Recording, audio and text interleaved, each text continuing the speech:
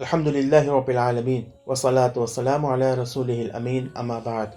رمضان المبارک کے روزوں کے بعد شوال کے 6 روزے رکھنا مستحب ہیں، اور مسلمان کے لیے مشروع ہے کہ وہ شوال کے 6 روزے رکھے، جس میں فضل عظیم اور بہت بڑا اجر و ثواب ہے، کیونکہ جو شخص بھی رمضان المبارک کے روزے رکھنے کے بعد شوال میں 6 روزے بھی رکھے تو اس کے لیے پورے سال کے روزوں کا اجر و ثواب لکھا جاتا ہے۔ نبی اکرم صلی اللہ علیہ وسلم سے بھی یہ ثابت ہے کہ اسے پورے سال کا اجر ملتا ہے۔ ابو ایوب انصاری رضی اللہ تعالی عنہ بیان کرتے ہیں کہ رسول اکرم صلی اللہ علیہ وسلم نے فرمایا، جس نے رمضان المبارک کے روزے رکھنے کے بعد شوال کے 6 روزے رکھے تو یہ ایسا ہے جیسے پورے سال کے روزے ہوں۔ اور نبی اکرم صلی اللہ علیہ وسلم نے اس کی شرح اور تفسیر اس طرح بیان فرمائی ہے کہ جس نے عید الفطر کے بعد 6 روزے رکھے اس کے پورے سال کے روزے ہیں۔ جو کوئی نیکی کرتا ہے اسے اس کا اجر 10 گنا ملے گا، اور ایک روایت میں ہے کہ اللہ تعالیٰ ایک نیکی کو 10 گنا کرتا ہے، لہٰذا رمضان المبارک کا مہینہ 10 مہینوں کے برابر ہوا، اور 6 روزے سال کو پورا کرتے ہیں۔ اور ابن خزیمہ نے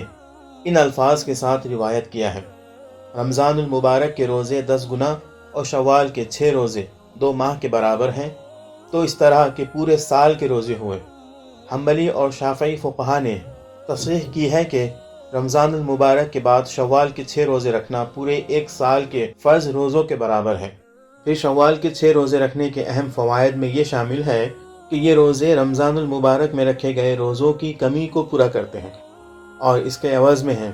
کیونکہ روزے دار سے کمی بیشی ہو جاتی ہے اور گناہ بھی سرزد ہو جاتا ہے،